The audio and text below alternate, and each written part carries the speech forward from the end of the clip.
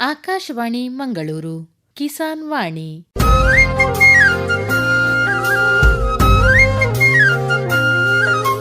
ಕಿಸಾನ್ ವಾಣಿ, ಕಿಸಾನ್ ವಾಣಿ, ಜೈ ಕಿಸಾನ್, ಜೈ ಕಿಸಾನ್, ಜೈ ಕಿಸಾನ್, ಕಿಸಾನ್ ವಾಣಿ. ಈ ಕಾರ್ಯಕ್ರಮದ ಪ್ರಾಯೋಜಕರು ಕೃಷಿ ಹಾಗೂ ರೈತ ಕಲ್ಯಾಣ ಸಚಿವಾಲಯ, ಭಾರತ ಸರ್ಕಾರ. ಸರ್ವಶ್ರೇಷ್ಠ ರೈತನ ಬಹುಮಾನ ದೊರೆಯುತ್ತದೆ ಹರಿಯಣ್ಣಗೆ. ಇದು ಎಲ್ಲಿವರಿಗೆ ನಿಮ್ಮ ಸಫಲತೆಯ ಗುಟ್ಟಿನ ಹೇಳಿ. ನನ್ನ ರೈತ ಬಾಂಧವರೇ, ಈಗ ನೀವು ಸಹ ಉತ್ತಮ ಬೆಳೆಯನ್ನು ಬೆಳೆಯಬಹುದು. ಅದು ಹೇಗೆ? ಹೇಗೆಂದ್ರೆ ಯಾವಾಗ ಯಾವುದೇ ಸಮಸ್ಯೆ ಬಂದಲ್ಲಿ ತಕ್ಷಣ 1-800-180-1551 ಕರೆ ಮಾಡಿ. ಇದು ಯಾರ ನಂಬರ್ ಅಣ್ಣ? ರೈತರ ಕಾಲ್ ಸೆಂಟರ್ದು. ಇಲ್ಲಿ ಕೃಷಿಯ ಎಲ್ಲಾ ಸಮಸ್ಯೆಗಳಿಗೆ ವಿಶೇಷಜ್ಞರು ಉತ್ತರ ಹೇಳ್ತಾರೆ. ಅಲ್ಲಣ್ಣ, ವಿಶೇಷಜ್ಞರು ಅಲ್ಲಿ ಯಾವಾಗೂ ಕೂತಿರ್ತಾರೇನು? ಕೂತಿರ್ತಾರಣ್ಣ. ವರ್ಷದ 365 ದಿನಾಲೂ ಸಿಗ್ತಾರೆ. ಅದು ಸಹ ಬೆಳಗಿನ ಜಾವ 6ರಿಂದ ರಾತ್ರಿ 10 ಗಂಟೆವರೆಗೂ. ಆದ್ರಣ್ಣ, ಬಳತ್ತಿನವರೆಗೆ ಮಾತಾಡಿದ್ರೆ ದುಡ್ಡು ಹೆಚ್ಚತ್ತಲ್ವಾ? ಯಾವ ಖರ್ಚು ಇಲ್ಲ. ಮೊಬೈಲ್ ಅಥವಾ ಬೇರೆ ಫೋನ್ ನಿಂದ ರೈತರ ಕಾಲ್ ಸೆಂಟರ್ಗೆ ಉಚಿತವಾಗಿ ಕರೆ ಮಾಡಿ. ಸಲಹೆಗೂ ದುಡ್ಡಿಲ್ಲ. ನಿಜವಾಗ್ಲೂ. ರೈತ ಬಾಂಧವರಿಗೆ ಕೃಷಿಯ ಸಮಸ್ಯೆಗಳಿಗಾಗಿ ನಿಮ್ಮ ಭಾಷೆಯಲ್ಲಿ ತಕ್ಷಣವೇ ಪರಿಹಾರವನ್ನು ಪಡೆಯಲು ಭಾರತಾದ್ಯಂತ ಯಾವುದೇ ಫೋನ್ ನಿಂದ ರಾಷ್ಟ್ರೀಯ ಹೆಲ್ಪ್ ಲೈನ್ ನಂಬರ್ 1-800-180-1551 ಉಚಿತವಾಗಿ ಕರೆ ಮಾಡಿ. ರೈತರ ಗೆಳೆಯ, ರೈತರ ಕಾಲ್ ಸೆಂಟರ್. ಆತ್ಮೀಯ ಕೇಳುಗರೆ, ಇಂದಿನ ಕಿಸಾನ್ ವಾಣಿ ಕಾರ್ಯಕ್ರಮದಲ್ಲಿ ಕರಾವಳಿ ಪ್ರದೇಶದ ಸಣ್ಣ ಹಿಡುವಳಿದಾರರಿಗೆ ಸುಸ್ಥಿರ ಆದಾಯದ ಮೂಲ ಉಡುಪಿ ಮಲ್ಲಿಗೆ ಬೇಸಾಯ, ಈ ಕುರಿತು ದಕ್ಷಿಣ ಕನ್ನಡ ಜಿಲ್ಲೆಯ ಮಂಗಳೂರಿನ ಕೃಷಿ ವಿಜ್ಞಾನ ಕೇಂದ್ರದ ವಿಜ್ಞಾನಿಯಾದ ಡಾ ರಶ್ಮಿ ಆರ್ ಅವರೊಂದಿಗೆ ಸಂದರ್ಶನ. ಸಂದರ್ಶಕರು ಶಶಿಕಲಾ ಪ್ರಭು ಕಾಡುಮಠ. ಪ್ರೀತಿಯ ಶ್ರೋತೃಗಳೇ, ಇಂದು ನಮ್ಮೊಂದಿಗಿದ್ದಾರೆ ಡಾಕ್ಟರ್ ರಶ್ಮಿ ಆರ್, ದಕ್ಷಿಣ ಕನ್ನಡ ಜಿಲ್ಲೆಯ ಮಂಗಳೂರಿನ ಕೃಷಿ ವಿಜ್ಞಾನ ಕೇಂದ್ರದ ವಿಜ್ಞಾನಿಯಾಗಿದ್ದು, ಕರಾವಳಿ ಪ್ರದೇಶದ ಸಣ್ಣ ಹಿಡುವಳಿದಾರರಿಗೆ ಸುಸ್ಥಿರ ಆದಾಯದ ಮೂಲವಾದ ಉಡುಪಿ ಮಲ್ಲಿಗೆ ಬೇಸಾಯ, ಈ ಕುರಿತು ಮಾಹಿತಿಯನ್ನು ನೀಡಲಿದ್ದಾರೆ. ನಮಸ್ತೆ ಮೇಡಮ್, ಕಾರ್ಯಕ್ರಮಕ್ಕೆ ಸ್ವಾಗತ. ನಮಸ್ತೆ ಮೇಡಮ್. ಈ ಮಲ್ಲಿಗೆಯ ಒಂದು ಪರಿಚಯ ಮಾಡಿಕೊಡ್ಬೋದಾ ಮೇಡಮ್? ನಮಗೆಲ್ಲ ತಿಳಿದಿರೋ ಹಾಗೆ ಮಲ್ಲಿಗೆಯನ್ನು ನಾವು ಮುಖ್ಯವಾಗಿ ಶುಭ ಕಾರ್ಯಗಳಿಗೆಲ್ಲ ಬಳಸ್ತೀವಿ. ಸೊ ಅದೇ ರೀತಿಯಾಗಿ ಉಡುಪಿ ಮಲ್ಲಿಗೆ ಕೂಡ ಒಂದು ಪ್ರಮುಖ ದಕ್ಷಿಣ ಕನ್ನಡ ಜಿಲ್ಲೆಯ ಪ್ರಮುಖ ವಾಣಿಜ್ಯ ಬೆಳೆ ಅಂತಲೇ ಹೇಳ್ಬೋದು. ಯಾಕಂದರೆ ಇದು ಅನುಕೂಲ ಇಲ್ಲದವರು ಕೂಡ ಇದನ್ನು ಗ್ರೋ ಬ್ಯಾಗ್ಗಳಲ್ಲಿ ಮುಖಾಂತರ ಕೂಡ ಬೆಳ್ಕೋಬೋದು. ಅಂದರೆ ಸಣ್ಣ ರೈತರಿಗೆ ಕೂಡ ಹೆಚ್ಚು ಆದಾಯ ಪಡೆಯುವಂಥ ಬೆಳೆ ಆಗಿರ್ತದೆ. ಇದು ವೈಜ್ಞಾನಿಕವಾಗಿ ನಾವು ಹೇಳೋದಾದರೆ ಜಾಸ್ಮಿನಮ್ ಸ್ಯಾಂಬಾಕ್ ಅನ್ನೋ ಗುಂಪಿಗೆ ಸೇರಿರ್ತದೆ. ಸೊ ಇದು ಹೆಚ್ಚು ಅರಳೋದಿಲ್ಲ. ಅಂದರೆ ನಾವು ಮೊಗ್ಗು ತೆಗೆದ ನಂತರ 12 ಗಂಟೆಗಳ ಕಾಲ ಅರಳೋದಿಲ್ಲ. ಆದ್ದರಿಂದ ಇದನ್ನು ನಾವು ಹೊರದೇಶಕ್ಕೆ ರಫ್ತನ್ನು ಮಾಡೋ ಚಾನ್ಸಸ್ ಕೂಡ ತುಂಬಾ ಇದೆ. ಮತ್ತೆ ಇದರಿಂದ ಹೆಚ್ಚು ಆದಾಯನ ಪಡ್ಕೋಬಹುದು. ಆದ್ರಿಂದ ಇದು ಉಡುಪಿ ಮಲ್ಲಿಗೆ ಅಂತ ಹೆಚ್ಚು ಪ್ರಾಮುಖ್ಯತೆಯನ್ನ ಪಡ್ಕೊಂಡಿದೆ. ಯಾಕಂದ್ರೆ ಶಂಕರಪುರದ ಪ್ರದೇಶದಲ್ಲಿ ಇದೊಂದು GI ಟ್ಯಾಗ್ ಅಂದ್ರೆ ಜಾಗತಿಕ ಮಾನ್ಯತೆಯನ್ನು ಪಡೆದುಕೊಳ್ಳೋದ್ರಿಂದ ಇದಕ್ಕೆ ಹೆಚ್ಚು ಅಂದ್ರೆ ಆದಾಯನ ರೈತರು ಇದರಿಂದ ಪಡ್ಕೊಳ್ತಾ ಇದ್ದಾರೆ ಮೇಡಮ್. ಈ ಉಡುಪಿ ಮಲ್ಲಿಗೆಯ ಗುಣಲಕ್ಷಣಗಳನ್ನು ಹೇಳ್ಬೋದಾ ಮೇಡಮ್? ನಮಗೆ ಗೊತ್ತಿರೋ ಹಾಗೆ ಇದು ಉಡುಪಿ ಮಲ್ಲಿಗೆ ಒಂದು ಸಾಮಾನ್ಯ ಪೊದೆ ಆಕಾರದಲ್ಲಿ ಬೆಳೆಯುತ್ತೆ ಮ್ಯಾಮ್. ಇದನ್ನ ಎಲೆಗಳು ನಾವು ನೋಡೋದಾದರೆ ಇದು ಅಂಡಾಕಾರ ಅಥವಾ ಹೃದಯಾಕಾರದಲ್ಲಿ ಎಲೆಗಳನ್ನು ನಾವು ಕಾಣ್ಬೋದು. ಮತ್ತು ಇದು ನಾನು ಈಗಾಗಲೇ ಹೇಳ್ದಂಗೆ ಇದರಲ್ಲಿ ಸುಗಂಧಾಂಶ ಕಡಿಮೆ, ಬೇರೆ ಮಲ್ಲಿಗೆಗಳಿಗೆ ಹೋಲಿಕೆ ಮಾಡಿದ್ರೆ ಇದರಲ್ಲಿ ಸ್ವಲ್ಪ ಪ್ರಮಾಣದಲ್ಲಿ ಸುಗಂಧಾಂಶ ಕಡಿಮೆ ಇರೋದ್ರಿಂದ ಹೆಚ್ಚು ಸಮಯ ಬಾಡೋದಿಲ್ಲ. ಯಾವ ಹೂಗಳಾಗ್ಬೋದು ಸುಗಂಧಾಂಶ ಜಾಸ್ತಿ ಇರ್ತದೋ ಅದನ್ನು ಬೇಗ ಬಾಡೋಗ್ತದೆ. ಸೊ ಅದರಿಂದ ಇದನ್ನ ಸ್ವಲ್ಪ ಜಾಸ್ತಿ ಹೊತ್ತು ಇಡ್ಬೋದು. ಸುಮಾರು ಒಂದು 10ರಿಂದ 12 ಗಂಟೆ ತನಕ ನಾವು ಹೂ ಮೊಗ್ಗು ಕೊಯ್ಲನ್ನು ಮಾಡಿದ್ಮೇಲೆ ಇಡ್ಬೋದು ಅದೇ ರೀತಿ. ಸೊ ಆದ್ರಿಂದ ಇದು ಹೆಚ್ಚು ಅಂದ್ರೆ ಹೊರದೇಶಕ್ಕೆ ಕೂಡ ಕಳಿಸೋದಕ್ಕೆ ಅನುಕೂಲಗಳಿದೆ. ಮತ್ತೆ ಇದು ಹೂವು ಬಿಡೋ ಸಮಯ ಅಂದ್ರೆ ಇದಕ್ಕೆ ಹೆಚ್ಚು ಸೂರ್ಯಕಿರಣಗಳನ್ನು ಬಯಸುವ ಬೆಳೆ ಆಗಿರೋದ್ರಿಂದ ಸಾಮಾನ್ಯವಾಗಿ ಮಾರ್ಚ್ ಅಂದ್ರೆ ಬಿಸಿಲು ಯಾವಾಗ ಜಾಸ್ತಿ ಇರ್ತದೆ ಆ ಸಮಯದಲ್ಲಿ ನಾವು ಹೆಚ್ಚು ಇಳುವರಿಯನ್ನ ಕಾಣಬಹುದು. ಮಳೆಗಾಲದಲ್ಲಿ ಸ್ವಲ್ಪ ಬಿಸಿಲು ಕಡಿಮೆ ಇರೋದ್ರಿಂದ ಸಾಧಾರಣ ಇಳುವರಿಯನ್ನ ನಾವು ಕಾಣಬಹುದು. ಅದೇ ರೀತಿ ಚಳಿಗಾಲದಲ್ಲಿ ಸ್ವಲ್ಪ ತುಂಬಾ ಬೇಡಿಕೆ ಜಾಸ್ತಿ ಇರ್ತದೆ, ಬಟ್ ಇಳುವರಿ ತುಂಬಾ ಕಡಿಮೆ ಇರ್ತದೆ. ಇದು ಯಾಕಂದ್ರೆ ಚಳಿಗಾಲದಲ್ಲಿ ಮಂಜು ಬೀಳೋದ್ರಿಂದ ಬೆಳವಣಿಗೆ, ಗಿಡದ ಬೆಳವಣಿಗೆ ಅಷ್ಟು ಸರಿಯಾಗಿ ಆಗೋದಿಲ್ಲ. ಆ ಸಮಯದಲ್ಲಿ ಸ್ವಲ್ಪ ಮೊಗ್ಗನ್ನ ನಾವು ಕಡಿಮೆ ರೀತಿಯಲ್ಲಿ ಕಾಣಬಹುದು ಮೇಡಮ್. ಈಗ ಈ ಉಡುಪಿ ಮಲ್ಲಿಗೆ ಬೆಳೆಯಲು ಸೂಕ್ತವಾದ ಮಣ್ಣು ಯಾವುದು ಮೇಡಮ್? ಸಾಮಾನ್ಯವಾಗಿ ಇದು ಉಡುಪಿ ಮಲ್ಲಿಗೆ ಎಲ್ಲ ಮಣ್ಣಿನಲ್ಲಿ ಬೆಳಿಬಹುದು. ಮುಖ್ಯವಾಗಿ ಮಲ್ಲಿಗೆ ಬೇಸಾಯ ಕ್ರಮಗಳು ಮಾಡೋದಾದ್ರೆ ನೀರು ನಿಲ್ಲುವ ಜಾಗ ಸೂಕ್ತ ಆಗಿರೋದ್ರಿಲ್ಲ. ಸೊ ಇದು ಹೆಚ್ಚು ಸಾವಯವ ಅಂಶಗಳನ್ನು ಬಯಸುವಂತ ಬೆಳೆ ಆಗಿರೋದ್ರಿಂದ ನಾವು ನಾಟಿ ಮಾಡೋ ಸಮಯದಲ್ಲಿ ಗಿಡಗಳಿಗೆ ಹೆಚ್ಚು ಸಾವಯವ ಗೊಬ್ಬರಗಳನ್ನು ಕೊಟ್ಟು ಇದನ್ನ ಬೆಳಿಬಹುದು. ಮುಖ್ಯವಾಗಿ ನೀರು ನಿಲ್ಲುವ ಮಣ್ಣಿನಲ್ಲಿ ಇದು ಹೆಚ್ಚಾಗಿ ಬೆಳೆಯೋದಿಕ್ಕೆ ಆಗೋದಿಲ್ಲ. ಸೊ ಮರಳು ಮಿಶ್ರಿತ ಮಣ್ಣಿನಲ್ಲಿ ಕೂಡ ಸ್ವಲ್ಪ ಸಮಸ್ಯೆ ಇರ್ತದೆ. ಸೊ ಹೆಚ್ಚು ಸಾವಯವ ಪ್ರದೇಶದಲ್ಲಿ ಬೆಳೆಯೋದಿಕ್ಕೆ ಈ ಮಲ್ಲಿಗೆ ಗಿಡ ತುಂಬಾ ಸೂಕ್ತವಾಗಿರ್ತದೆ. ಈಗ ಈ ಉಡುಪಿ ಮಲ್ಲಿಗೆ ಬೆಳಿಬೇಕು ಅಂತಾದ್ರೆ ಆ ಒಂದು ಪ್ರದೇಶ ಅಥವಾ ಹವಾಗುಣ ಹೇಗೆ ಇರಬೇಕು ಮೇಡಮ್? ಸಾಮಾನ್ಯವಾಗಿ ನಾವು ಹೇಳೋದಾದ್ರೆ ಉಡುಪಿ ಮಲ್ಲಿಗೆ ದಕ್ಷಿಣ ಕನ್ನಡ ಅಂದ್ರೆ ಕರಾವಳಿ ಪ್ರದೇಶದಲ್ಲಿ ಎಲ್ಲ ಮಣ್ಣಿನಲ್ಲಿ ಬೆಳಿಬಹುದು. ಬಟ್ ಮಲ್ಲಿಗೆಯನ್ನು ಸಮತಟ್ಟ ಜಾಗದಲ್ಲಿ ಬೇಸಾಯ ಮಾಡಬೇಕಾಗತ್ತೆ ಈ ಮಲ್ಲಿಗೆ ಕೃಷಿಯನ್ನು ಮಾಡಬೇಕಾದ್ರೆ. ಸೊ ಅಂದ್ರೆ ಇಳಿಜಾರು ಪ್ರದೇಶದಲ್ಲಿ ಮಣ್ಣು ಬಸಿದು ಹೋಗೋದ್ರಿಂದ ಅಷ್ಟು ಸೂಕ್ತ ಆಗಿರೋದ್ರಿಂದ ಬೇರು ಸಡಿಲ ಆಗಿ ಗಿಡದ ಬೆಳವಣಿಗೆ ಸ್ವಲ್ಪ ಕುಂಠಿತ ಆಗ್ತದೆ. ಮತ್ತೆ ಇದು ನಾನು ಈಗಾಗಲೇ ಹೇಳಿದಂಗೆ ಸೂರ್ಯ ಕಿರಣಗಳನ್ನ ಸದಾ ಬಯಸೋದ್ರಿಂದ ಉತ್ತರ ಮತ್ತೆ ಪೂರ್ವ ದಿಕ್ಕಿನಿಂದ ಬರುವ ಸೂರ್ಯ ಕಿರಣಗಳು ನೇರವಾಗಿ ಈ ಗಿಡಕ್ಕೆ ಅನುಕೂಲ ಆಗ್ತದೆ. ಅದರೊಟ್ಟಿಗೆ ಮಲ್ಲಿಗೆ ನೆಡುವ ಮುಂಚೆ ನಾವು ಸ್ಥಳದಲ್ಲಿ ಮುಖ್ಯವಾಗಿ ಕಳೆಗಳನ್ನ ತೆಗಿಬೇಕಾಗತ್ತೆ. ಯಾಕಂದ್ರೆ ಇದು ಬಹುವಾರ್ಷಿಕ ಬೆಳೆ ಆಗಿರೋದ್ರಿಂದ ಒಂದು ಸರಿ ನಾಟಿ ಮಾಡಿದ್ರೆ ನಾವು 20 ವರ್ಷ ತನಕ ಬೇಸಾಯಗಳನ್ನ ಮಾಡ್ಕೋಬಹುದು. ಸೊ ನಾಟಿ ಮಾಡೋ ಸಮಯದಲ್ಲಿ ನಾವು ಸುತ್ತಮುತ್ತ ಜಾಗಗಳನ್ನ ಕಳೆಗಳನ್ನ ಕ್ಲೀನ್ ಮಾಡಿ ನಾಟಿ ಮಾಡಿ ಸೂರ್ಯಕಿರಣಗಳು ನೇರವಾಗಿ ಗಿಡದ ಮೇಲೆ ಬೀಳ್ಬೇಕು. ಸೊ ಇದಕ್ಕೆ ನೆರಳು ಅಷ್ಟು ಸೂಕ್ತ ಆಗಿರೋದಿಲ್ಲ. ಸೊ ಇದು ಕರಾವಳಿ ಮಣ್ಣಿನಲ್ಲಿ ನಾವು ಬೇಸಾಯ ಕ್ರಮಗಳನ್ನ ವರ್ಷ ಪೂರ್ತಿ ಈ ಬೆಳೆಯನ್ನ ನಾವು ಮಾಡ್ಕೋಬಹುದು. ಈಗ ಈ ಮಲ್ಲಿಗೆಯ ಸಸ್ಯಾಭಿವೃದ್ಧಿ ಕ್ರಮಗಳು ಯಾವ ರೀತಿ ಇರ್ತದೆ? ಮುಖ್ಯವಾಗಿ ನಾವು ಸಸ್ಯಾಭಿವೃದ್ಧಿಯನ್ನ 2 ತರ ಮಾಡಬಹುದು. ಎಲ್ಲ ಬೆಳೆಗಳಲ್ಲಿ, ತೋಟಗಾರಿಕೆ ಬೆಳೆಗಳಲ್ಲಿ 2 ತರ ಮಾಡಬಹುದು. ಒಂದು ಬೀಜದಿಂದ ಮಾಡುವಂತದ್ದು ಸೆಕ್ಸುವಲ್ ರಿಪ್ರೊಡಕ್ಷನ್ ಅಂತ ಹೇಳಿ ಕರಿತೀವಿ. ಇನ್ನೊಂದು ನಿರ್ಲಿಂಗ ಪದ್ಧತಿ ಅಂದ್ರೆ ಅಸೆಕ್ಷುವಲ್ ರಿಪ್ರೊಡಕ್ಷನ್. ಸೊ ಇಲ್ಲಿ ಬೀಜದಿಂದ ಮಲ್ಲಿಗೆಯನ್ನ ನಾವು ಬೀಜದಿಂದ ಮಾಡ್ಲಿಕ್ಕೆ ಆಗೋದಿಲ್ಲ. ಯಾಕಂದ್ರೆ ವೈವಿಧ್ಯತೆ ಜಾಸ್ತಿಯನ್ನು ನಾವು ಬೀಜದಿಂದ ಮಲ್ಟಿಪ್ಲೈ ಮಾಡೋದಾದ್ರೆ ವೈವಿಧ್ಯತೆ ಜಾಸ್ತಿ ಕಾಣೋದ್ರಿಂದ ಸುಮಾರು ನಾವು 2 ಬೀಜ ಒಂದು 10 ಬೀಜ ಹಾಕಿದ್ರೆ 10 ತರ ಗಿಡಗಳನ್ನ ನಾವಿಲ್ಲಿ ಕಾಣಬಹುದು. ಆದ್ರಿಂದ ಇದು ಬೀಜದ ಪದ್ಧತಿ ಅಷ್ಟು ಸೂಕ್ತ ಆಗಿರೋದ್ರಿಂದ ಇದು ನಿರ್ಲಿಂಗ ಪದ್ಧತಿ ಅಂದ್ರೆ ಅಸೆಕ್ಷುವಲ್ ರಿಪ್ರೊಡಕ್ಷನ್ ಅಂತ ಕೇಳ್ತೀವಿ. ಇದರಲ್ಲಿ ಯಾವುದೇ ಪರಾಗಸ್ಪರ್ಶ ಇಲ್ಲದೆ ಗಿಡದ ತುದಿಯ ಮೃದು ಕಾಂಡವನ್ನ ನಾವು ಕತ್ತರಿಸಿ ಅದರಿಂದ ಸಸ್ಯಾಭಿವೃದ್ಧಿಯನ್ನ ನಾವು ಮಾಡ್ಕೋಬಹುದು. ಸೊ ಯಾವ ರೀತಿಯಾಗಿ ಸಸ್ಯಾಭಿವೃದ್ಧಿಯನ್ನ ಮಾಡ್ಕೋಬಹುದು ಅಂದ್ರೆ ನಾವು ಕಾಂಡದ ತುದಿ ಭಾಗ ಇರ್ತದಲ್ಲ, ಮೃದು ಕಾಂಡ, ತುಂಬಾ ಬಲ್ತಿ ಇರಬಾರ್ದು, ತುಂಬಾ ಎಳೆದು ಇರಬಾರ್ದು. ಮೃದು ಕಾಂಡವನ್ನ ನಾವು ಒಂದು ಸುಮಾರು 15 ಚೆನ್ನಾಗಿ ಬಲ್ತಿರುವಂತ ಕಾಂಡವನ್ನ ಸುಮಾರು 15 ಸೆಂಟಿಮೀಟರ್ ಉದ್ದದಲ್ಲಿ ನಾವು ಕಟ್ ಮಾಡ್ಕೋಬೇಕಾಗುತ್ತೆ, ತುದಿಯಲ್ಲಿರುವಂತ ಕಾಂಡದಷ್ಟೇ. ಸೊ ಅದನ್ನ ಕಟ್ ಮಾಡಿ ನಾವು ಅದ್ರ ಮೇಲ್ಭಾಗವನ್ನ ಕತ್ತರಿಸಿ ಕೆಳಭಾಗದಲ್ಲಿ ನಾವು ಓರೆಯಾಗಿ ಕಟ್ ಮಾಡಿ ಮತ್ತೆ ಅದನ್ನ ನಾವು ಸ್ವಲ್ಪ ಪ್ರಮಾಣದಲ್ಲಿ ಅಂದ್ರೆ ನಾಟಿ ಮಾಡೋಕೆ ಯಾವ ತರ ಇರಬೇಕು ಅಂದ್ರೆ ತೊಟ್ಟೆ ನಾವು ತಯಾರು ಮಾಡ್ತೀವಲ್ಲ, ಸೊ ಅದು 3 ಅಂದ್ರೆ ಮಾಧ್ಯಮ 3 ಭಾಗಗಳಿರ್ಬೇಕು. ಒಂದು ಭಾಗ ಕೆಂಪು ಮಣ್ಣು, ಮರಳು ಮಿಶ್ರಿತ ಮಣ್ಣು ಮತ್ತೆ ಗೊಬ್ಬರವನ್ನ 3 ಸಮ ಪ್ರಮಾಣದಲ್ಲಿ ಮಿಕ್ಸ್ ಮಾಡಿ ನಾವೇನು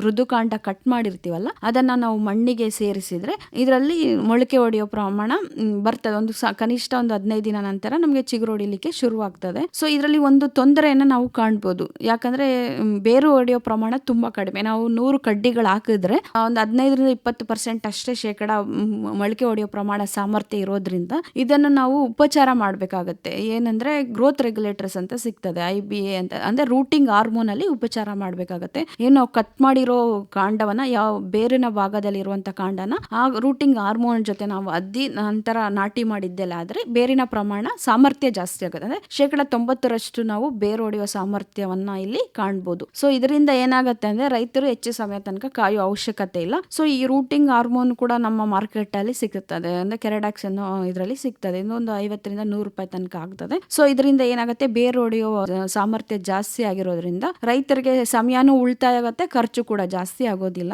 ಸೊ ಇಲ್ಲಿ ಅಂದ್ರೆ ರೈತರಿಗೆ ಇದು ಇನ್ನೊಂದು ಆದಾಯವನ್ನು ಕೂಡ ಪಡ್ಕೋಬಹುದು. ಯಾಕಂದ್ರೆ ವರ್ಷ ಪೂರ್ತಿ ಗಿಡ ಸಿಗ್ತಾ ಇರೋದ್ರಿಂದ ನಾವು ತುದಿ ಕಾಂಡನ ಬಳಸಿ ಸಸ್ಯಾಭಿವೃದ್ಧಿ ಮಾಡಿ ಮಾರಾಟ ಮಾಡೋದ್ರಿಂದ ಕೂಡ ಇದರಲ್ಲಿ ಕೂಡ ರೈತರು ಆದಾಯವನ್ನ ಪಡ್ಕೋಬಹುದು. ಈಗ ಇದಕ್ಕೆ ಭೂಮಿಯನ್ನು ಸಿದ್ಧಗೊಳಿಸುವುದು ಅಥವಾ ನಾಟಿ ಮಾಡುವ ವಿಧಾನ ಹೇಗೆ ಮೇಡಮ್? ನಾನು ಈಗಾಗಲೇ ಹೇಳ್ದಂಗೆ ಭೂಮಿ ಸ್ವಚ್ಛವಾಗಿರ್ಬೇಕು, ಕಳೆಗಳನ್ನೆಲ್ಲ ತೆಗೆದು. ಸೊ ನಾಟಿ ಮಾಡೋ ಜಾಗ ನೆಲತಟ್ಟ ಸಮತಟ್ಟ ಜಾಗದಲ್ಲಿ ಅಂದ್ರೆ ಸೂರ್ಯಕಿರಣಗಳು ಬಿಡುವಂತ ಜಾಗವನ್ನ ನಾವು ಆಯ್ಕೆ ಮಾಡ್ಕೋಬೇಕು. ಸೊ ಅಂತರ ಅಂದ್ರೆ ಒಂದು ಗಿಡದಿಂದ ಒಂದು ಗಿಡಕ್ಕೆ ಕನಿಷ್ಠ 8 ಫೀಟ್ ಅಂತರ ಇದೆ, ತುಂಬಾ ಸೂಕ್ತವಾಗಿರ್ತದೆ. ಯಾಕಂದ್ರೆ ಇದು ಬಹುವಾರ್ಷಿಕ ಬೆಳೆ ಆಗಿರೋದ್ರಿಂದ ಕನಿಷ್ಠ 8 ಫೀಟ್ ಅಂತರವನ್ನು ಕೊಡ್ಬೋದು. ನಾವು 5 ಫೀಟ್ 6 ಫೀಟ್ ಅಂತರ ಕೊಟ್ಟು ಬೆಳಿಬಹುದು. ಬಟ್ ಇದೇನಾಗತ್ತೆ ಅಂದ್ರೆ ಸ್ವಲ್ಪ ಜಾಗ ಜಾಸ್ತಿ ಕೊಟ್ಟಷ್ಟು ಗಿಡದ ಬೆಳವಣಿಗೆ ಚೆನ್ನಾಗಿರ್ತದೆ. ಮತ್ತೆ ಏನಂದ್ರೆ ನಾವು ಮಲ್ಲಿಗೆ ಗಿಡವನ್ನ ಯಾವತ್ತು ಪೊದೆ ಆಕಾರದ ಬೆಳೆಸಬೇಕು. ಯಾಕಂದ್ರೆ ಪೊದೆ ಆಕಾರ ಯಾವ ತರ ಅಂದ್ರೆ ಒಂದು ಕೊಡೆ ನಾವು ಓಪನ್ ಮಾಡಿದಾಗ ಮಳೆ ಬಂದಾಗ ಯಾವ ತರ ಇರ್ತದೆ ಅಂದ್ರೆ ಕೆಳಭಾಗದಲ್ಲಿ ಕಡ್ಡಿ ತರ ಇದ್ದು ಮೇಲೆ ಕೊಡೆ ತರ ಇದ್ದಾಗ ಏನಾಗುತ್ತೆ, ಸೊ ನಾವು ಕಳೆಗಳ ಕ್ಲೀನ್ ಮಾಡೋದಕ್ಕೂ ಕೂಡ ಅನುಕೂಲ ಆಗ್ತದೆ. ಮತ್ತೆ ಇಳುವರಿಯನ್ನು, ಯಾಕಂದ್ರೆ ಸೂರ್ಯಕಿರಣಗಳು ನೇರವಾಗಿ ಬೀಳೋದ್ರಿಂದ ಇಳುವರಿಯನ್ನು ಕೂಡ ನಾವು ಜಾಸ್ತಿ ಕಾಣ್ಬೋದು. ಆದ್ರಿಂದ ನೆಲತಟ್ಟ ಸಮ ಜಾಗದಲ್ಲಿ ಸೊ ಗುಂಡಿ ತೋಡ್ಬೇಕಾದ್ರೆ ನಾವು ಕನಿಷ್ಠ ಒಂದು 2 ಫೀಟ್ ಆಳವನ್ನ ನಾವು ಗುಂಡಿ ತೋಡಿ, ಸೊ ಗುಂಡಿಗೆ ಏನು ಮೇಲ್ಮಣ್ಣು ಅಗದಿರ್ತೀವಲ್ಲ ಗುಂಡಿ ತೋಡೋ ಸಮಯದಲ್ಲಿ ಅದು ಪುನಃ ಗೊಬ್ಬರ ಗುಂಡಿಗೆ ಸೇರಿಸಿ ಅದರೊಟ್ಟಿಗೆ ಗೊಬ್ಬರ ಮತ್ತೆ ಬೇವಿನ ಹಿಂಡಿಯನ್ನ ಸ್ವಲ್ಪ ಸೇರಿಸಿ ನಾವು ಗಿಡವನ್ನ ನಾಟಿ ಮಾಡ್ಬೇಕಾಗತ್ತೆ. ಸೊ ನಾಟಿ ಮಾಡಿದ್ಮೇಲೆ ಕನಿಷ್ಠ ನಾವು 6 ತಿಂಗಳು ಮೊಗ್ಗುಗಳನ್ನ ತೆಗಿಬಾರ್ದು. ಸೊ ಈ ರೀತಿಯಾಗಿ ನಾಟಿ ಮಾಡಿ ನಾವು ನೀರನ್ನ ಕೊಡ್ಬೇಕಾಗತ್ತೆ. ಮತ್ತೆ ಇದರಲ್ಲಿ ನಾಟಿ ಮಾಡೋ ಸಮಯದಲ್ಲಿ ನಾವು ಯಾವುದೇ ಕಾರಣಕ್ಕೂ ಅಂದ್ರೆ ಗೊಬ್ಬರ ಕೊಡದೆ ನಾಟಿ ಮಾಡದೆ ಏನಾಗುತ್ತೆ, ಗಿಡದ ಬೆಳವಣಿಗೆ ಅಷ್ಟು ಸರಿಯಾಗಿ ಆಗೋದಿಲ್ಲ. ಇದೀಗ ಬೇಸಾಯ ಸಾಮಗ್ರಿಗಳು ಅಂದ್ರೆ ಪ್ರತಿ ಎಕರೆಗೆ ಪೋಷಕಾಂಶಗಳು ಅಥವಾ ಈ ಸಾವಯವ ಗೊಬ್ಬರಗಳನ್ನು ಹೇಗೆ ನಾವು ಹಾಕ್ಬೋದು ಮೇಡಮ್? ಈಗಾಗಲೇ ನಾನು ಹೇಳ್ದಂಗೆ ಮಲ್ಲಿಗೆಯನ್ನು ನಾವು ಸುಮಾರು 6-8 ಫೀಟ್ ಅಂತರ ಕೊಟ್ಟು ನಾಟಿ ಮಾಡಬೇಕಾಗತ್ತೆ. ಸೊ ನಾವು 8 ಫೀಟ್ ಅಂತರ ಕೊಟ್ಟಾಗ ಒಂದು ಎಕರೆಗೆ ಸುಮಾರು ನಾವು 690 ಸಸಿಗಳನ್ನ ನಾಟಿ ಮಾಡ್ಬೋದು. ಸೊ ಇಲ್ಲಿ ಯಾರು ಎಕರೆಗಟ್ಟಲೆ ಮಾಡೋದಿಲ್ಲ, ಒಂದು 5-10 ಸೆನ್ಸ್ ಜಾಗದಲ್ಲಿ ಮಾಡೋದ್ರಿಂದ ಅದರ ಪ್ರದೇಶಕ್ಕೆ ಅನುಗುಣವಾಗಿ ಅವರು ನಾಟಿ ಮಾಡ್ಕೋಬಹುದು. ಮತ್ತೆ ಇದು ಪ್ರತಿ ಗಿಡಕ್ಕೆ ನಾವು ಅಂದ್ರೆ 5 ವರ್ಷ ಮೇಲ್ಪಟ್ಟ ಗಿಡಕ್ಕೆ ವರ್ಷಕ್ಕೆ 20 kg ಅಷ್ಟು ಸಾವಯವ ಗೊಬ್ಬರಗಳನ್ನ ನಾವು ಕೊಡ್ಬೇಕಾಗುತ್ತೆ. ಇಲ್ಲಿ ನಾವು ಗೊಬ್ಬರ ಅಂದಿದ ತಕ್ಷಣ 2 ತರ ಪೋಷಕಾಂಶಗಳನ್ನ ಕೊಡ್ಬೇಕಾಗತ್ತೆ. ಯಾಕಂದ್ರೆ ಒಂದು ಸಾವಯವ ಪೋಷಕಾಂಶಗಳು ಅದು ಮಣ್ಣಿನಲ್ಲಿ ಸೂಕ್ಷ್ಮ ಜೀವಿಗಳ ಅಭಿವೃದ್ಧಿ ಆಗ್ಲಿ ಅಂತೇಳಿ ನಾವು ಸಾವಯವ ರೀತಿಯಲ್ಲಿ ಪೋಷಕಾಂಶಗಳನ್ನ ಕೊಡುವಂತದ್ದು. ಯಾಕಂದ್ರೆ ಮಣ್ಣು ಜೀವಿತವಾಗಿದ್ರೆ ಅಷ್ಟೇ ಅದರಿಂದ ಬೆಳೆಯನ್ನ ಬೆಳೀಲಿಕ್ಕೆ ಆಗ್ತದೆ. ನಂತರ ರಾಸಾಯನಿಕ ಪೋಷಕಾಂಶಗಳು ಕೊಡುವಂತದ್ದು ನಾವು ಗಿಡದ ಬೆಳವಣಿಗೆಗಾಗಿ ರಾಸಾಯನಿಕ ಪೋಷಕಾಂಶಗಳನ್ನ ಕೊಡ್ಬೇಕಾಗತ್ತೆ. ಸೊ ಇಲ್ಲಿ ಸಾವಯವ ಪೋಷಕಾಂಶಗಳು ಕೊಟ್ಟಷ್ಟು ಮಣ್ಣಿನಲ್ಲಿ ಸೂಕ್ಷ್ಮ ಜೀವಿಗಳು ಜಾಸ್ತಿ ಆಗ್ತದೆ. ಅಂದ್ರೆ ಉಸಿರಾಡು ಬದುಕುವಂತ ಸೂಕ್ಷ್ಮ ಜೀವಿಗಳು ಜಾಸ್ತಿ ಆದಾಗ ಗಿಡಗಳಿಗೆ ರೋಗವನ್ನು ಬರುವಂತ ಉಸಿರಾಡದೆ ಬರುವಂತ ಸೂಕ್ಷ್ಮ ಜೀವಿಗಳನ್ನ ತಿಂದು ಗಿಡಕ್ಕೆ ಒಂದು ರಕ್ಷಣೆಯನ್ನ ಕೊಡ್ತದೆ. ಆ ಉದ್ದೇಶದಿಂದ ನಾವು ಸಾವಯವನ್ನ ಹೆಚ್ಚಾಗಿ ಮಣ್ಣಿಗೆ ಸೇರಿಸಬೇಕಾಗತ್ತೆ. ಸಾವಯವ ಗೊಬ್ಬರಗಳು ಕೊಡೋದ್ರಿಂದ ಏನಾಗುತ್ತೆ ಅಂದ್ರೆ ಒಂದು ನೀರು ಹಿಡಿದಿಟ್ಕೊಳ್ಳೋ ಸಾಮರ್ಥ್ಯ ಮಣ್ಣಿನಲ್ಲಿ ಜಾಸ್ತಿ ಆಗುತ್ತೆ. ಮಣ್ಣು ಜೀವಿತವಾಗಿರೋದ್ರಿಂದ ಸೂಕ್ಷ್ಮ ಜೀವಿಗಳು ಜಾಸ್ತಿಯಾಗಿ ಕೂಡ ಇದು ಪೂರಕವಾಗಿ ನಮಗೆ ಇಳುವರಿಯನ್ನು ಕೂಡ ಜಾಸ್ತಿಯನ್ನು ಕಾಣಬಹುದು. ನಂತರ ನಾವು ರಾಸಾಯನಿಕ ಪೋಷಕಾಂಶಗಳನ್ನ ಕೊಡುವಂತ ಉದ್ದೇಶ ಏನಂದ್ರೆ, ಸೊ ಒಂದು ಬೆಳೆ ಯಾವುದೇ ಬೆಳೆ ಬೆಳಿಬೇಕು ಅಂದ್ರೆ ನಾವು 16 ರೀತಿ ಪೋಷಕಾಂಶಗಳನ್ನ ಗಿಡಕ್ಕೆ ಕೊಡಬೇಕಾಗತ್ತೆ. ಅದರಲ್ಲಿ ಪ್ರಮುಖ 3 ಪೋಷಕಾಂಶಗಳಂದ್ರೆ ಸಾರಜನಕ, ರಂಜಕ ಮತ್ತೆ ಪೊಟ್ಯಾಶ್. ನಾವು ಈ ಸಾರಜನಕ ಅಂಶವನ್ನ ಕೊಡುವಂತದ್ದು ಗಿಡದ ಹಸಿರು ಬೆಳವಣಿಗೆ ಚೆನ್ನಾಗಾಗ್ಲಿ ಅಂತೇಳಿ ಸಾರಜನಕ ಅಂಶವನ್ನ ಕೊಡ್ತೀವಿ.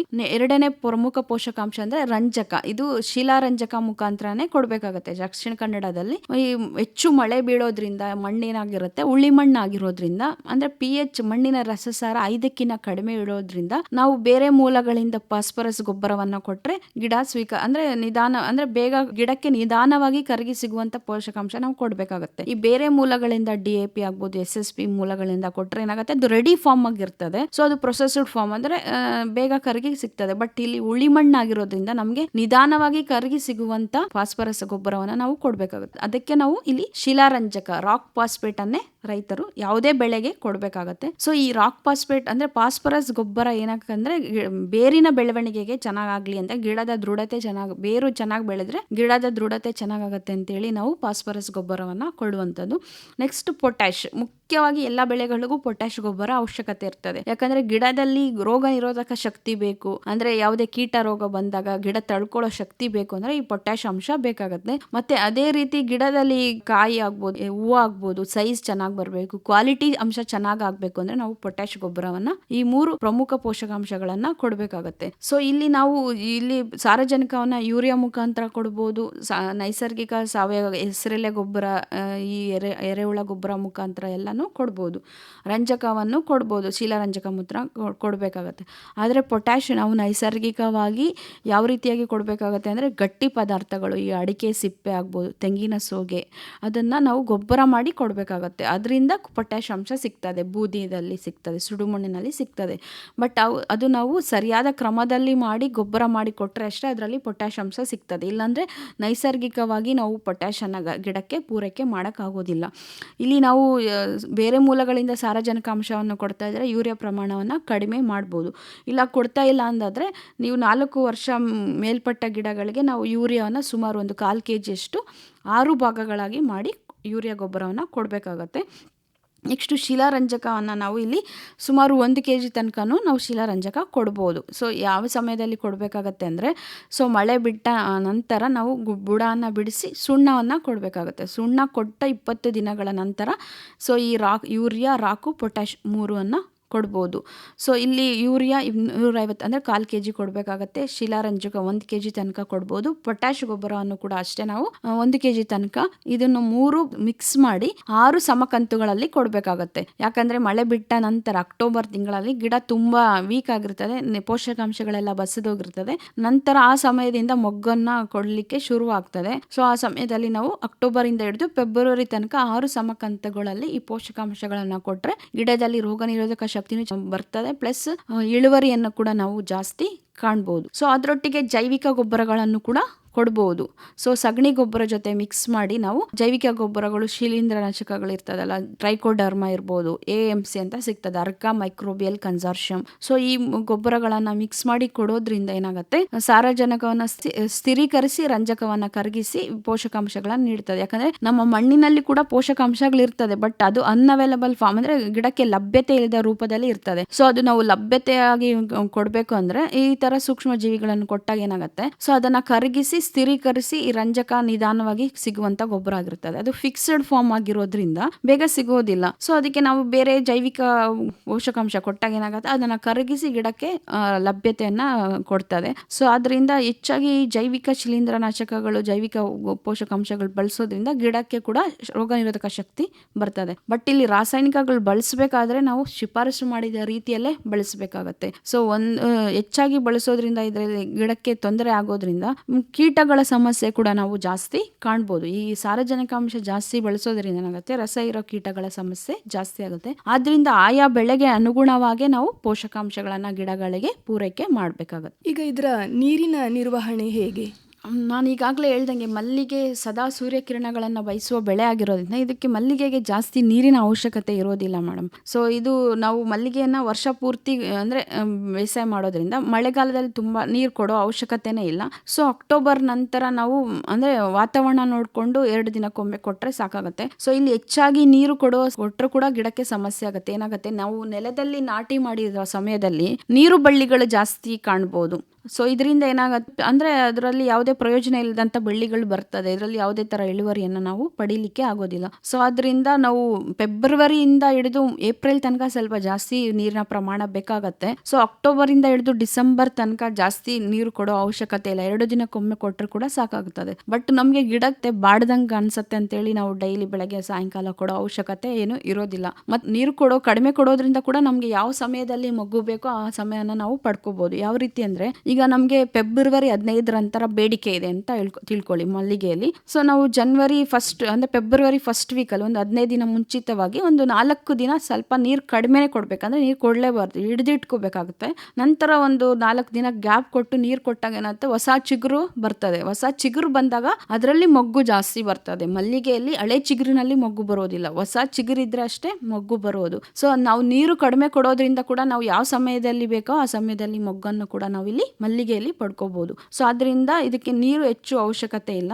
ಸೊ ವಾತಾವರಣಕ್ಕೆ ಅನುಗುಣವಾಗಿ ನಾವು ನೀರನ್ನು ಕೊಡಬೇಕಾಗುತ್ತೆ. ಸುಮಾರು 2 ರಿಂದ 3 ಲೀಟರ್ ಅವಶ್ಯಕತೆ ಬೇಕಾಗ್ತದೆ. ಹೆಚ್ಚು ಬಿಸಿಲಿದ್ರೆ ಅಷ್ಟೇ ಒಂದು 5 ಲೀಟರ್ ತನಕ ನಾವು ಗಿಡಕ್ಕೆ ಕೊಡಬೇಕಾಗುತ್ತೆ. ಈಗ ಈ ಉಡುಪಿ ಮಲ್ಲಿಗೆಯಲ್ಲಿ ಕೈಗೊಳ್ಳಬೇಕಾದ ಮಧ್ಯಂತರ ಬೇಸಾಯ ಕ್ರಮಗಳು ಯಾವುದು ಅಂತ ಹೇಳ್ಬೋದು? ಮುಖ್ಯವಾಗಿ ಇಲ್ಲಿ ಮಧ್ಯಂತರ ಬೇಸಾಯ ಕ್ರಮಗಳಂದ್ರೆ ಕಳೆ ತೆಗೆಯುವಂಥದ್ದು. ಯಾಕಂದ್ರೆ ಇದು ನೆಲದ ಮೇಲೆ ನಾಟಿ ಮಾಡೋದು, ಹೆಚ್ಚು ಮಳೆ ಬೀಳೋ ಜಾಗ ಆಗಿರೋದ್ರಿಂದ ಸಾಮಾನ್ಯವಾಗಿ ಹೆಚ್ಚು ಕಳೆಗಳು ಬರ್ತದೆ. ಸೊ ಕಳೆಗಳಿದ್ರೆ ಏನಾಗತ್ತೆ ಅಂದ್ರೆ ಇದು ಅಂದ್ರೆ ಬೇರುಗಳ ಜೊತೆ ಸಂಪರ್ಕ ಬಂದಾಗ ಸೊ ನಾವು ಕೊಟ್ಟಿರೋ ಪೋಷಕಾಂಶಗಳೆಲ್ಲ ಕಳೆಗಳಿಗೆ ಹೋಗೋದ್ರಿಂದ ಇಳುವರಿಯಲ್ಲಿ ಕಡಿಮೆಯನ್ನ ಕಾಣ್ಬೋದು. ಮತ್ತೆ ಇದರಿಂದ ಕೆಲವೊಂದು ಕಳೆಗಳಿಂದ ಕೂಡ ಕೀಟಗಳು ಬರ್ತದೆ, ಕೀಟ ರೋಗಗಳನ್ನ ಸ್ಪ್ರೆಡ್ ಮಾಡ್ತದೆ.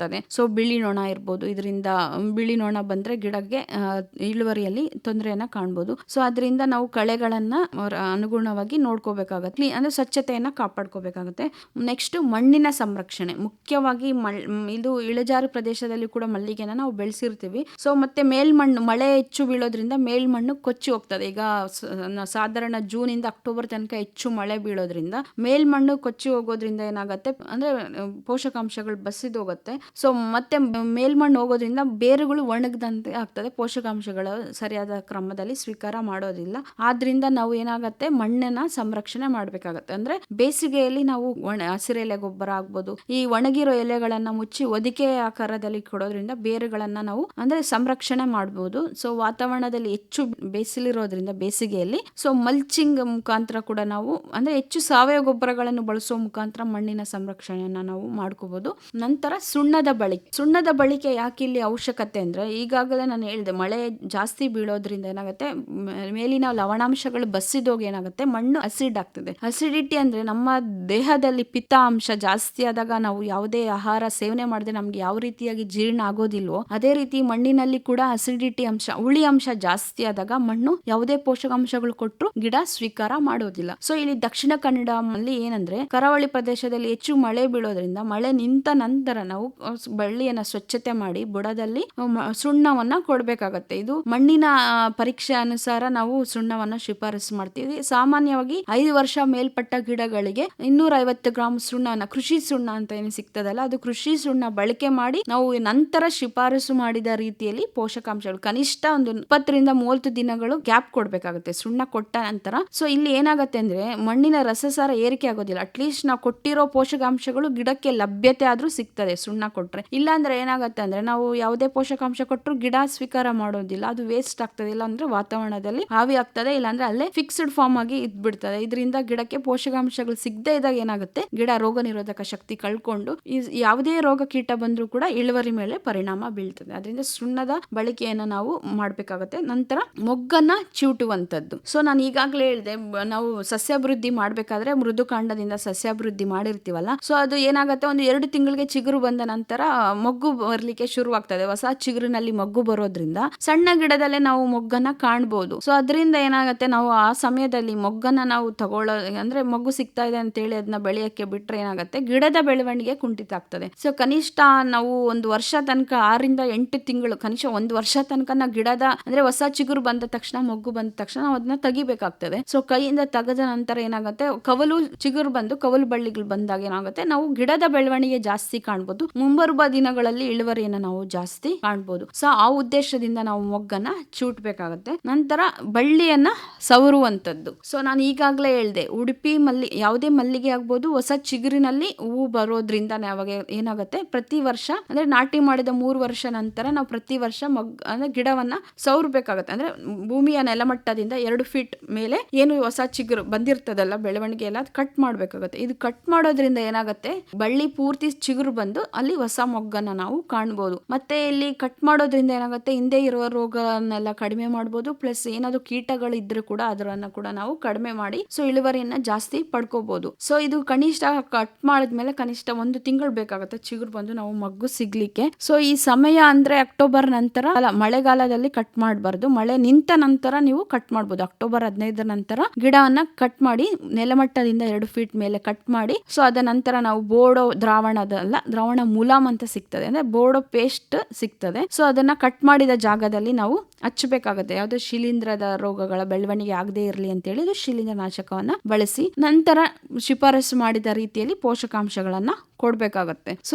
ಈ ರೀತಿಯಾಗಿ ಮಾಡೋದ್ರಿಂದ ಏನಾಗುತ್ತೆ, ಮುಂಬರುವ ರೋಗ ಕೀಟಗಳನ್ನು ಕೂಡ ಹತೋಟಿ ಮಾಡ್ಬೋದು. ಪ್ಲಸ್ ಹೊಸ ಚಿಗುರಿನಲ್ಲಿ ಮೊಗ್ಗು ಬರೋದ್ರಿಂದ ನಾವು ಹೆಚ್ಚು ಇಳುವರಿಯನ್ನ ಪಡ್ಕೋಬಹುದು. ಈ ತಾಂತ್ರಿಕತೆಯನ್ನ ನಾವು ಪ್ರತಿ ವರ್ಷ ಅನುಸರಿಸಬೇಕಾಗತ್ತೆ. ಬಟ್ ಇಲ್ಲಿ 1 ತಿಂಗಳು ಕಾಯ್ಬೇಕಾಗತ್ತೆ ಆ ಸಮಯದಲ್ಲಿ. ಸೊ ನಾವು ಇದನ್ನ ಏನ್ ಮಾಡ್ಬೇಕಂದ್ರೆ ಹಂತವಾಗಿ ಕಟ್ ಮಾಡ್ಕೋಬಹುದು. ಗಿಡಗಳು ಒಂದು 50 ಗಿಡ ಇದೆ ಅಂದ್ರೆ ನಮ್ಮ ತೋಟದಲ್ಲಿ, ಸೊ ಫಸ್ಟ್ ಒಂದು 10 ಗಿಡ ಅಂತ ಕಟ್ ಮಾಡಿ ಒಂದು 15 ದಿನ ಗ್ಯಾಪ್ ಬಿಟ್ಟು ನಂತರ ಕಟ್ ಮಾಡುವಂತದ್ದು. ಸೊ ಆ ತರ ಕಟ್ ಮಾಡೋದ್ರಿಂದ ನಾವು ಮೊಗ್ಗನ್ನ ಅಂದ್ರೆ ಯಾವುದೇ ರೀತಿಯಾಗಿ ಇಲ್ಲದೆ ಇರೋ ತರ ಮಾಡ್ಕೊಳ್ದೆ ಹಂತವಾಗಿ ಕಟ್ ಮಾಡೋದ್ರಿಂದ ನಮಗೆ ಸ್ವಲ್ಪ ಪ್ರಮಾಣದಲ್ಲಿ ಮಗು ಕೂಡ ಸಿಗ್ತದೆ. ಸೊ ಆದಾಯ ಕೂಡ ಅನುಕೂಲ ಆಗ್ತದೆ ಅಂತೇಳಿ ಈ ರೀತಿಯಾಗಿ. ಬಟ್ ಪ್ರತಿ ವರ್ಷ ಕಟ್ ಮಾಡೋದು ಸೂಕ್ತ. ಯಾಕಂದ್ರೆ ಈ ರೀತಿಯಾಗಿ ಮಾಡಿದ್ರೆ ನಾವು ಹೆಚ್ಚು ಆದಾಯನ ಪಡ್ಕೊಳ್ಳೋದಕ್ಕೆ ಅನುಕೂಲ ಆಗ್ತದೆ. ಇಲ್ಲ ಅಂದ್ರೆ ಏನಾಗುತ್ತೆ ಅಂದ್ರೆ, ನಾವು ಕಟ್ ಮಾಡಕ್ಕೆ ಕಟ್ ಮಾಡೋದು ಬೇಡ ಅಂತ ಹೇಳಿ ಬಿಟ್ರೆ ಏನಾಗುತ್ತೆ, ಗಿಡದ ಬೆಳವಣಿಗೆ ಆಗೋದಿಲ್ಲ. ಸೊ ಇದರಿಂದ ಇಳುವರಿಯಲ್ಲಿ ತುಂಬಾ ಪರಿಣಾಮ ಬೀಳ್ತದೆ.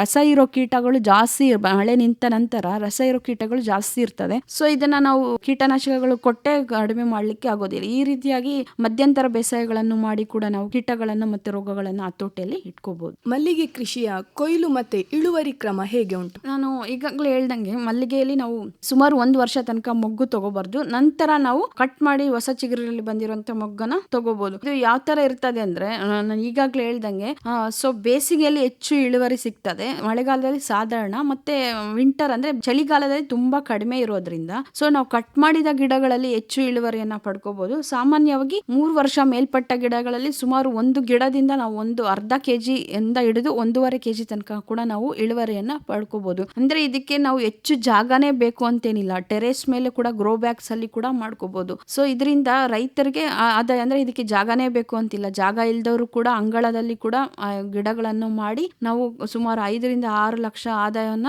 ಖಚಿತವಾಗಿ ಇದರಿಂದ ನಾವು ಪಡ್ಕೋಬಹುದು. ಸೊ ಇದರಲ್ಲಿ ನಾನು ಈಗಾಗಲೇ ಹೇಳ್ದಿರೋ ಎಲ್ಲಾ ತಂತ್ರಜ್ಞಾನಗಳನ್ನ ಬಳಸೋದ್ರಿಂದ ಸೊ ಇಳುವರಿಯನ್ನು ಕೂಡ ನಾವು ಜಾಸ್ತಿ ಮಾಡ್ಕೋಬಹುದು. ಈಗ ಈ ಸಸ್ಯ ಸಂರಕ್ಷಣಾ ಕ್ರಮಗಳು ಅಂದ್ರೆ ಇದು ಕೀಟ ಮತ್ತೆ ರೋಗಗಳ ಬಾಧೆಗೆ ಏನ್ ಮಾಡಬಹುದು ಮೇಡಮ್? ಸಾಮಾನ್ಯವಾಗಿ ಮಲ್ಲಿಗೆಯಲ್ಲಿ ಪ್ರಮುಖವಾಗಿ ಬರುವಂತ ಕೀಟಗಳಂದ್ರೆ 2 ಕೀಟಗಳು ಬರ್ತದೆ. ಒಂದು ರಸ ಹೀರೋ ಕೀಟ.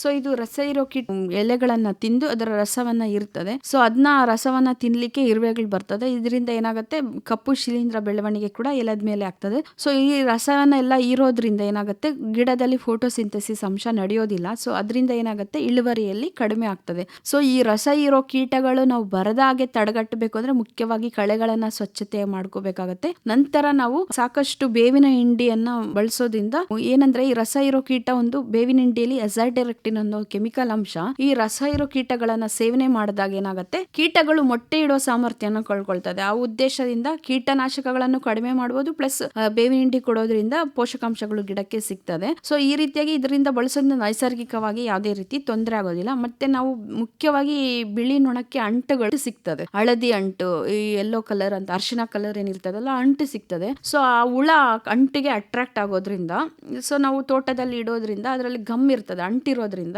ಸೊ ಆ ಹುಳ ಕಲರ್ಗೆ ಅಟ್ರಾಕ್ಟ್ ಆಗಿ ಬಂದಾಗ ಅದು ಸಂತತಿಯನ್ನ ಕಡಿಮೆ ಮಾಡಬಹುದು. ನಾವು ಲಾಸ್ಟ್ ಆಪ್ಷನ್ ಕೀಟನಾಶಕಗಳನ್ನ ಬಳಕೆ ಮಾಡ್ಕೋಬೇಕಾಗುತ್ತೆ. ಯಾವತ್ತೇ ಆಗ್ಲಿ ಫಸ್ಟ್ ಆಪ್ಷನ್ ನೈಸರ್ಗಿಕವಾಗಿ ಸಿಗುವಂತ ಅಂದ್ರೆ ಬೇಸಾಯ ಕ್ರಮದಲ್ಲಿ ಕೀಟಗಳನ್ನ ಕಡಿಮೆ ಮಾಡ್ಕೋಬೇಕು. ನಂತರ ನಾವು ಕೀಟನಾಶಕಗಳಿಗೆ ಹೋಗ್ಬೇಕಾಗತ್ತೆ. ಸೊ ಇದು ಬೇವಿನ ಎಣ್ಣೆಯಿಂದ ಕೂಡ ಈ ಕೀಟ ತೋಟೆಯನ್ನ ನಾವು ತಗೋಬಹುದು. ಅಂದ್ರೆ ಬೇವಿನ ಎಣ್ಣೆ ಸುಮಾರು 5 ml, ಬೀಜದ ಕಷಾಯನ ಆದ್ರೂ ಬಳಸಬಹುದು. ಬೇವಿನ ಎಣ್ಣೆ 5 ml 1 ಲೀಟರ್ ನೀರಲ್ಲಿ ಮಿಕ್ಸ್ ಮಾಡಿ ಅದರೊಟ್ಟಿಗೆ ಒಂದ್ ಸ್ವಲ್ಪ ಸೋಪಿನ ಪುಡಿಯನ್ನು ಮಿಕ್ಸ್ ಮಾಡಿ ನಾವು ಸಿಂಪಡಣೆ ಮಾಡೋದ್ರಿಂದ ಇದು ನೈಸರ್ಗಿಕವಾಗಿ ಕೂಡ ಹತೋಟಿ ಆಗ್ತದೆ, ನಮ್ಮ ಪರಿಸರಕ್ಕೆ ಯಾವುದೇ ತರ ಹಾನಿ ಆಗೋದಿಲ್ಲ. ನಂತರ ತುಂಬಾ ತೀವ್ರತೆ ಆದಾಗ ಅಷ್ಟೇ ಈ ಕೀಟನಾಶಕ ಸಿಸ್ಟಮಿಕ್ ಇನ್ಸೆಕ್ಟಿಸೈಡ್ ಇಮಿಡಾ ಅಂತದ ಅದನ್ನ ನಾವು 0.25 ml 1 ಲೀಟರ್ ನೀರಿಗೆ ಬೆರೆಸಿ ಸಿಂಪಡಣೆ ಮಾಡ್ಬೇಕಾಗತ್ತೆ. ಸೊ ಮುಖ್ಯವಾಗಿ ನಾವು ನೈಸರ್ಗಿಕವಾಗಿ ಇದನ್ನ ಈ ತರ ರಸ ಕೀಟಗಳನ್ನೆಲ್ಲ ಹತೋಟಿಯಲ್ಲಿ ಇಟ್ಕೋಬಹುದು. ನೆಕ್ಸ್ಟ್ ಇನ್ನೊಂದು ಕೀಟ ಅಂದ್ರೆ ಎಲೆ ತಿನ್ನುವ ಮೊಗ್ಗು ತಿನ್ನುವ ಹುಳ ಬರ್ತದೆ. ಅಂದ್ರೆ ಇದು ಯಾವಾಗ ನಾವು ಸಾರಜನಕ ಅಂಶ ಜಾಸ್ತಿ ಬಳಸ್ತೀವೋ ಈ ಕೀಟಗಳ ಅಂಶ ಜಾಸ್ತಿ ಆಗ್ತದೆ. ಅದು ಹಸಿರನ್ನ ತಿನ್ನೋದಕ್ಕೆ ಬರ್ತದೆ. ಪ್ಲಸ್ ಅದ ನಂತರ ಮಣ್ಣಿನಲ್ಲಿ ಮೊಟ್ಟೆ ಇಟ್ಟು ಅದರ ಕೋಶಗಳೆಲ್ಲ ಮಣ್ಣಿನಲ್ಲಿ ಬಿಡೋದ್ರಿಂದ ಸೊ ನೆಕ್ಸ್ಟ್ ಮತ್ತೆ ಚಿಗುರು ಬಂದಾಗ ಕೂಡ ಅದು ತಿನ್ಲಿಕ್ಕೆ ಬರ್ತದೆ. ಸೊ ಅದಕ್ಕೆ ನಾವು ಹೆಚ್ಚಾಗಿ ಬೇವಿನ ಹಿಂಡಿಯನ್ನ ನಾಟಿ ಮಾಡೋ ಸಮಯದಲ್ಲಿ ಆಗ್ಬೋದು, ಪೋಷಕಾಂಶಗಳು ಕೊಡೋದ್ರಿಂದ ಈ ತರ ಕೀಟಗಳು ಮೊಟ್ಟೆ ಇಡೋ ಸಾಮರ್ಥ್ಯನ ಕಳ್ಕೊಳ್ತದೆ. ಸೊ ಆದ್ರಿಂದ ಹೆಚ್ಚಾಗಿ ಬಳಸ್ಕೋಬೇಕಾಗುತ್ತೆ. ಸೊ ಈ 2 ಪ್ರಮುಖ ಕೀಟಗಳನ್ನು ಕೂಡ ನಾವು ಬೇವಿನ ಎಣ್ಣೆಯಿಂದ ಹತೋಟಿ ಮಾಡ್ಬೋದು. ಪ್ಲಸ್ ಮತ್ತೆ ಲಾಸ್ಟ್ ಆಪ್ಷನ್ ಅಷ್ಟೇ ನಾವು ಕೀಟನಾಶಕಗಳಿಗೆ ಹೋಗ್ಬೇಕಾಗತ್ತೆ. ನಂತರ ಎಲೆ ರೋಗಗಳು ಪ್ರಮುಖವಾಗಿ 2 ರೋಗಗಳನ್ನು ನಾವು ಮುಖ್ಯವಾಗಿ ಕಾಣುವಂತ 2 ರೋಗಗಳಂದ್ರೆ ಎಲೆ ಚುಕ್ಕೆ ರೋಗ. ಸೊ ಎಲೆ ಚುಕ್ಕೆ ರೋಗ ಏನಾಗುತ್ತೆ ಅಂದ್ರೆ ಎಲೆಗಳಲ್ಲಿ ವೃತ್ತಾಕಾರದ ಸಣ್ಣ ಸಣ್ಣ ಚುಕ್ಕೆಗಳ ತರ ಬಂದು ಅದು ಎಲೆ ಪೂರ್ತಿ ಸ್ಪ್ರೆಡ್ ಆಗಿ ನಂತರ ಎಲೆ ಪೂರ್ತಿ ಒಣಗೋಗಿ ಎಲೆಯನ್ನ ಬಾಡಿ ಹೋಗ್ತದೆ. ಸೊ ಇದು ಒಂದು ಶಿಲೀಂಧ್ರ ರೋಗ ಆಗಿರೋದ್ರಿಂದ ಇದು ಯಾವುದೇ ತರ ಶಿಲೀಂಧ್ರ ನಾಶಕಗಳನ್ನ ನಾವು ಬಳಕೆ ಮಾಡ್ಕೋಬಹುದು. ಸೊ ಎಲೆ ಚುಕ್ಕೆ ರೋಗ ಮುಖ್ಯವಾಗಿ ನಿಯಂತ್ರಿಸಬೇಕು ಅಂದ್ರೆ ತೋಟದಲ್ಲಿ ಸ್ವಚ್ಛತೆಯನ್ನ ಕಾಪಾಡಬೇಕಾಗುತ್ತೆ. ಸೊ ಎಲೆ ಚುಕ್ಕೆ ರೋಗಕ್ಕೆ ಮಲ್ಲಿಗೆ ಒಂದೇ ಆಗಿರೋದಿಲ್ಲ, ಬೇರೆ ಬೆಳೆಗೂ ಬರೋದ್ರಿಂದ ಸೊ ಆ ಬೆಳೆಯಲ್ಲಿ ಅಡಿಕೆ ಇರ್ಬೋದು, ಬೇರೆ ಬಾಳೆ ಇರ್ಬೋದು, ಎಲ್ಲಾ ರೋಗಗಳಿಗೂ ಎಲೆ ಚುಕ್ಕೆ ರೋಗ ಬರ್ತವೆ. ಸೊ ಈ ತೋಟದಲ್ಲಿ ಸ್ವಚ್ಛತೆಯನ್ನ ಕಾಪಾಡಬೇಕು. ಮತ್ತೆ ಸಮಗ್ರ ಪೋಷಕಾಂಶಗಳ ನಿರ್ವಹಣೆ ಮಾಡೋದ್ರಿಂದ ಕೂಡ ಎಲೆ ಚುಕ್ಕೆ ರೋಗ ಕಡಿಮೆ ಆಗ್ತದೆ. ಯಾಕಂದ್ರೆ ಸೊ ಗಿಡದಲ್ಲಿ ಯಾವಾಗ ರೋಗ ನಿರೋಧಕ ಶಕ್ತಿ ಇರ್ತದೋ ಈ ಶಿಲೀಂಧ್ರ ಬೆಳವಣಿಗೆ ಆಗೋದು ಕಡಿಮೆ ಆಗ್ತದೆ. ಸೊ ಈ ಎಲೆ ಚುಕ್ಕೆ ರೋಗ ಸಾಮಾನ್ಯವಾಗಿ ಸೆಪ್ಟೆಂಬರ್ ಅಕ್ಟೋಬರ್ ನಂತರ ನವೆಂಬರ್ ತಿಂಗಳಲ್ಲಿ ಅಂದ್ರೆ ತುಂಬಾ ಬಿಸಿಲಿದ್ದು ಸಡನ್ ಆಗಿ ಮೋಡ ಕವಿದ ವಾತಾವರಣ ಬಂದಾಗ ಈ ಶಿಲೀಂಧ್ರ ಬೆಳವಣಿಗೆ ಆಗ್ತದೆ. ಸೊ ಆ ಸಮಯದಲ್ಲಿ ನಾವು ಶಿಲೀಂಧ್ರ ಜೈವಿಕ ಶಿಲೀಂಧ್ರನಾಶಕಗಳು ಹೆಚ್ಚಾಗಿ ಬಳಸೋದ್ರಿಂದ ಈ ತರ ಬರುವಂತ ಶಿಲೀಂಧ್ರಗಳನ್ನ ತಿಂತದೆ. ಸೊ ಲಾಸ್ಟ್ ಆಪ್ಷನ್ ನಾವು ಶಿಲೀಂಧ್ರನಾಶಕ ದ್ರಾವಣವನ್ನ ಸಿಂಪಡಣೆ ಮಾಡ್ಕೋಬೇಕಾಗುತ್ತೆ. ಇದಕ್ಕೆ ಪ್ರೊಫಿಕನಜಾಲ್ ಅಂತ ಸಿಗ್ತದೆ, ಎಕ್ಸೋಕೊನಜಾಲ್, ಟೆಬಿಕೊನಜಾಲ್ ಅಂತ ಸಿಗ್ತದೆ. ಇದು 1 ml 1 ಲೀಟರ್ ನೀರಲ್ಲಿ ಮಿಕ್ಸ್ ಮಾಡಿ ಸಿಂಪಡಣೆ ಮಾಡ್ಬೋದು. ಬಟ್ ಮುಖ್ಯವಾಗಿ ತೋಟದಲ್ಲಿ ಸ್ವಚ್ಛತೆ ಕಾಪಾಡಬೇಕು, ಸಮಗ್ರ ಪೋಷಕಾಂಶಗಳ ನಿರ್ವಹಣೆ ಮಾಡಿ ಈ ಶಿಲೀಂಧ್ರನಾಶಕ ಬಳಸಿದ್ರೆ ಅಷ್ಟೇ ಅದು ಪರಿಣಾಮಕಾರಿಯಾಗಿ ಕೆಲಸ ಮಾಡ್ತದೆ. ಸೊ ಇಲ್ಲಾಂದ್ರೆ ಏನಾಗುತ್ತೆ, ನಾವು ತೋಟದಲ್ಲಿ ಸ್ವಚ್ಛತೆನೂ ಇಲ್ಲ, ಪೋಷಕಾಂಶಗಳು ಕೊಟ್ಟಿಲ್ಲ, ಬರೀ ಶಿಲೀಂಧ್ರನಾಶಕಗಳು ಬಳಸೋದ್ರಿಂದ ಅದು ಸ್ಪ್ರೆಡ್ ಜಾಸ್ತಿ ಆಗುತ್ತೆ ಹೊರತು ಕಡಿಮೆ ಆಗೋದಿಲ್ಲ. ಪ್ಲಸ್ ನಮ್ಮ ಪರಿಸರಕ್ಕೂ ಕೂಡ ಹಾನಿ ಆಗ್ತದೆ. ಸೊ ಈ ರೀತಿಯಾಗಿ ನಾವು ಈ ಎಲೆ ಚುಕ್ಕೆ ರೋಗವನ್ನ ನಾವು ಹತೋಟಿ ಮಾಡ್ಕೋಬೇಕಾಗುತ್ತೆ. ನೆಕ್ಸ್ಟ್ ಇನ್ನೊಂದು ಪ್ರಮುಖ ರೋಗ ಅಂದ್ರೆ ಇದು ಸೊರಗು ರೋಗ. ಇದು ಕೂಡ ಶಿಲೀಂಧ್ರ ರೋಗನೇ ಆಗಿರ್ತದೆ. ಸೊ ಪ್ರಾರಂಭಿಕವಾಗಿ ಇದು ಬುಡದಲ್ಲಿ ಗಿಡ ಎಲೆಗಳು ಹಳದಿ ಬಣ್ಣಕ್ಕೆ ತಿರುಗ್ತದೆ. ನಂತರ ಎಲ್ಲ ಎಲೆಗಳು ಹಳದಿ ಬಣ್ಣಕ್ಕೆ ತಿರುಗಿದು ಎಲೆ ಉದುರಿ ಗಿಡ ಪೂರ್ತಿ ಸಂಪೂರ್ಣವಾಗಿ ಸ್ಕೆಲಿಟನ್ ತರ ಆಗ್ಬಿಡ್ತದೆ. ಆದ್ರೆ ಯಾವುದೇ ತರ ಎಲೆಗಳು ಇರೋದಿಲ್ಲ, ಹಸಿರು ಬೆಳವಣಿಗೆನೂ ಆಗೋದಿಲ್ಲ.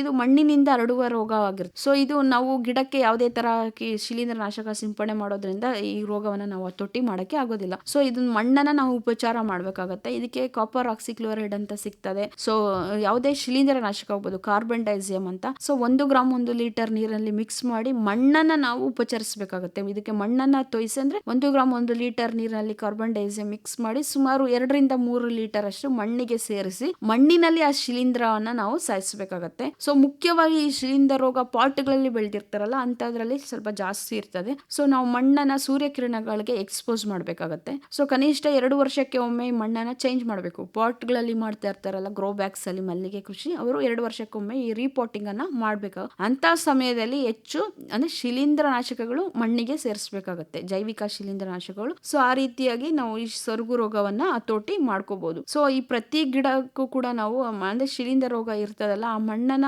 ಸಾಧ್ಯವಾದ್ರೆ ಬೇರೆ ಮಣ್ಣನ್ನ ಬಳಕೆ ಮಾಡೋದು ಸೂಕ್ತ ಆಗಿರ್ತದೆ. ಇಲ್ಲ ಅಂದ್ರೆ ಅದನ್ನ ಸೂರ್ಯಕಿರಣಗಳಿಗೆ ಎಕ್ಸ್ಪೋಸ್ ಮಾಡಿ ಆ ಕೀಟ ಅಂದ್ರೆ ಶಿಲೀಂಧ್ರವನ್ನ ನಾವು ಸಾಯಿಸಬೇಕಾಗತ್ತೆ. ಈ ರೀತಿಯಾಗಿ ಈ ಸೊರಗು ರೋಗವನ್ನ ಹತೋಟಿ ಮಾಡಿ. ಇದು ಸೊರಗು ರೋಗ ಬಂದಾಗ ಯಾವುದೇ ತರ ಚಿಹ್ನೆಗಳು ನಮಗೆ ಕಾಣೋದಿಲ್ಲ. ಮುಖ್ಯವಾಗಿ ಫಸ್ಟ್ ಬುಡದಲ್ಲಿರೋ ಎಲೆಗಳಷ್ಟ ಹಳದಿ ಬಣ್ಣಕ್ಕೆ ತಿರುಗಿ ನಂತರ ಎಲ್ಲ ಗಿಡ ಪೂರ್ತಿ ಸಾಯ್ತದೆ. ಸೊ ಈ 2 ಪ್ರಮುಖ ರೋಗಗಳನ್ನ ಹತೋಟಿ ಮಾಡಿದ್ರೆ ಮಲ್ಲಿಗೆಯಲ್ಲಿ ಅಂತ ಬಾಧಿಸುವಂತ ರೋಗ ಕೀಟಗಳು ಮತ್ತೆ ಯಾವುದು ಇರೋದಿಲ್ಲ. ಸೊ ಇದೆಲ್ಲ ನಾವು ಅಂದ್ರೆ ನಮ್ಮ ಕೈಯಲ್ಲಿ ಇರುವಂತಹದ್ದೇ ಹತೋಟಿಯನ್ನ. ಮುಖ್ಯವಾಗಿ ಬಳ್ಳಿಯನ್ನ ಪ್ರತಿ ವರ್ಷ ಕ್ಲೀನ್ ಮಾಡಬೇಕು. ಸೂರ್ಯಕಿರಣಗಳು ಎಲ್ಲಾ ಬೇರುಗಳು ಬಳ್ಳಿಗಳಿಗೆ ಎಕ್ಸ್ಪೋಸ್ ಆಗಬೇಕು. ಆಗ ಈ ಪ್ರಮುಖ ರೋಗ ಕೀಟಗಳನ್ನ ನಾವು ಹತೋಟಿಯನ್ನ ಮಾಡಬಹುದು. ಒಟ್ಟಾಗಿ ಹೇಳುದಿದ್ರೆ ನಮ್ಮ ಕೇಳುಗರಿಗೆ ಈ ಒಂದು ಬೇಸಾಯ ಕ್ರಮದ ಬಗ್ಗೆ ಏನ್ ಹೇಳಿಕೆ ಇಷ್ಟಪಡ್ತೀರಾ? ಮಲ್ಲಿಗೆ ಒಂದು ನಾನು ಈಗಾಗಲೇ ಹೇಳ್ದಂಗೆ ಎಂಥವರು ಕೂಡ ಇದನ್ನ ಮಾಡ್ಬೋದು. ಬಟ್ ಮಲ್ಲಿಗೆ ಮಾಡಬೇಕಾದ್ರೆ ಸ್ವಲ್ಪ ತಾಳ್ಮೆ ಬೇಕಾಗತ್ತೆ. ಯಾಕಂದ್ರೆ ಇದು ಪ್ರಮುಖವಾಗಿ ಬೆಳಗ್ಗೆ ಮೊಗ್ಗನ ತೆಗೆದು ನಾವು 10 ಗಂಟೆ ಒಳಗೆ ಕಟ್ಟಿ ಕೊಡಬೇಕಾಗತ್ತೆ.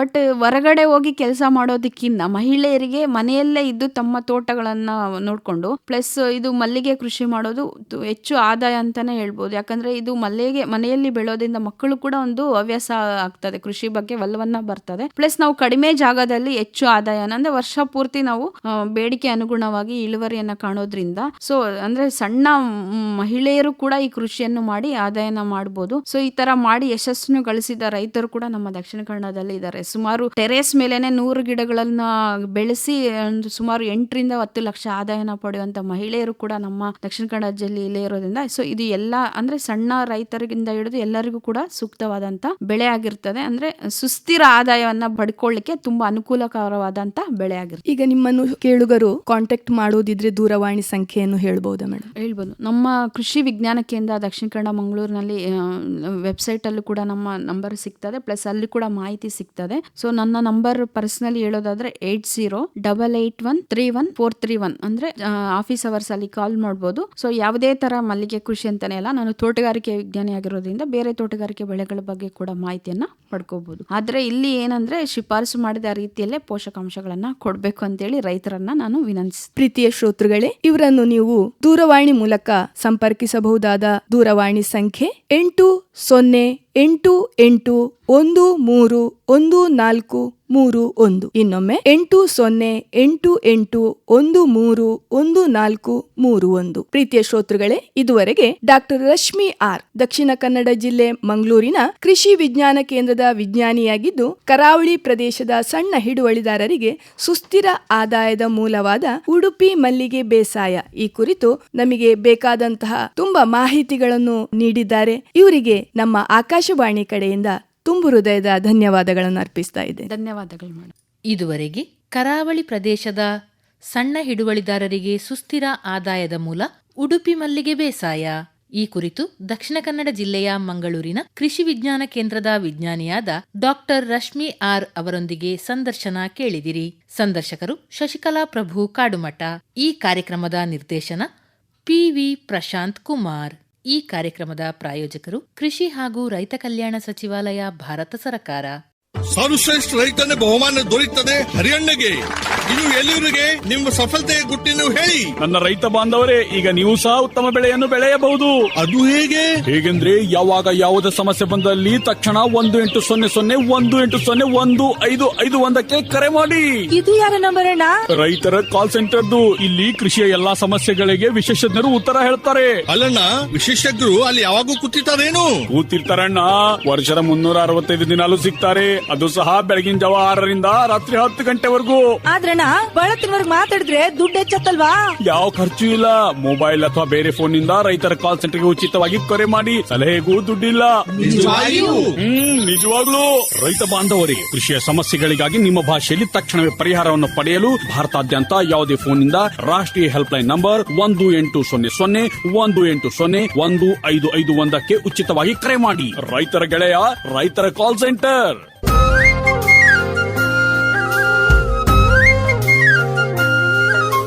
ಕಿಸಾನ್ ವಾಣಿ, ಕಿಸಾನ್ ವಾಣಿ. ಜೈ ಕಿಸಾನ್, ಜೈ ಕಿಸಾನ್, ಜೈ ಕಿಸಾನ್. ಕಿಸಾನ್ ವಾಣಿ.